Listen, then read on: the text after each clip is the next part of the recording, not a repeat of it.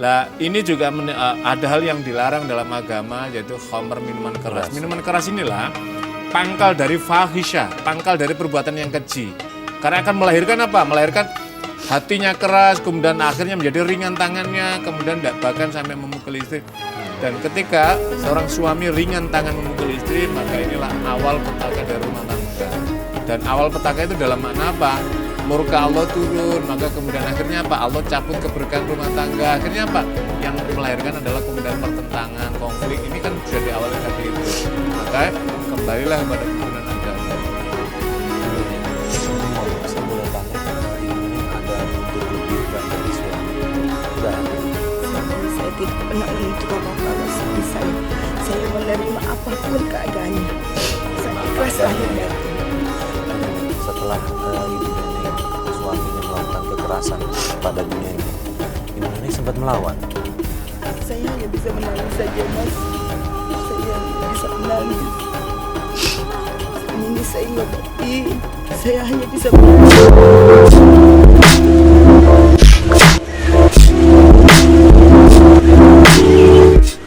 Mendiam diri. Saya hanya pasrah pada Allah. Bahwa inilah hidup saya. Inilah takdir saya. Nasib saya seperti ini. Hanya saya berdiam diri saja. Saya hanya bersabar hati. Nenek, saya mau tanya lagi soal yang tadi kata suami nenek wanita yang lain. Ya, nenek bisa dapat informasi itu dari siapa? Dan apakah benar dia punya wanita yang lain? Saya mengecek sendiri, Mas. Saya datang ke terminal. Pas suami saya datang. Awal mulanya teman-temannya semua menutupinya. Saya tanya, tidak tahu keberadaannya.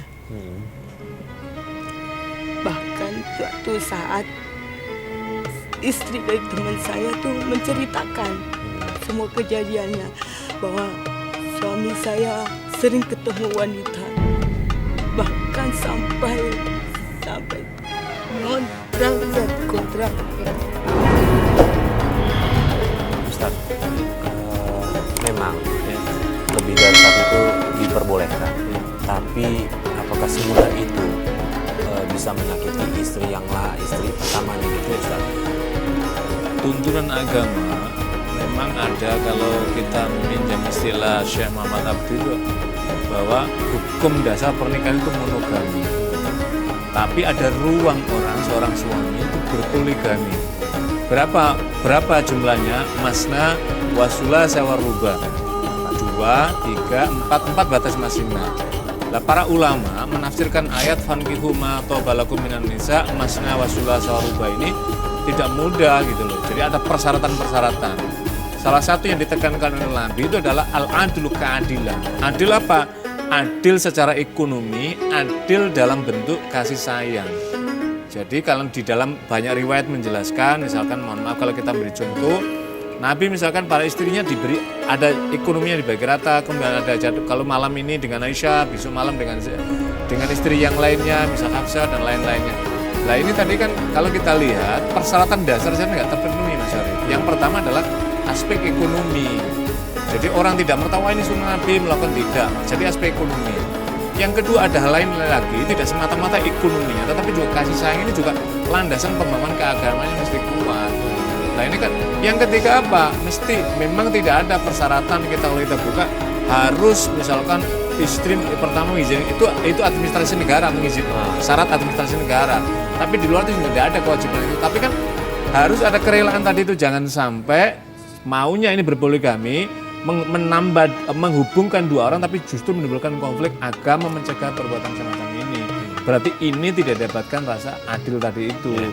Nah, apalagi yang oleh Ibu Dede tadi kan dijelaskan tidak pulang, ekonomi juga terbatas, dan setelah itu kemudian mabukan, mental, ini tentu jauh dari tuntunan yang dimaksudkan oleh agama. Bahkan ini sudah melanggar.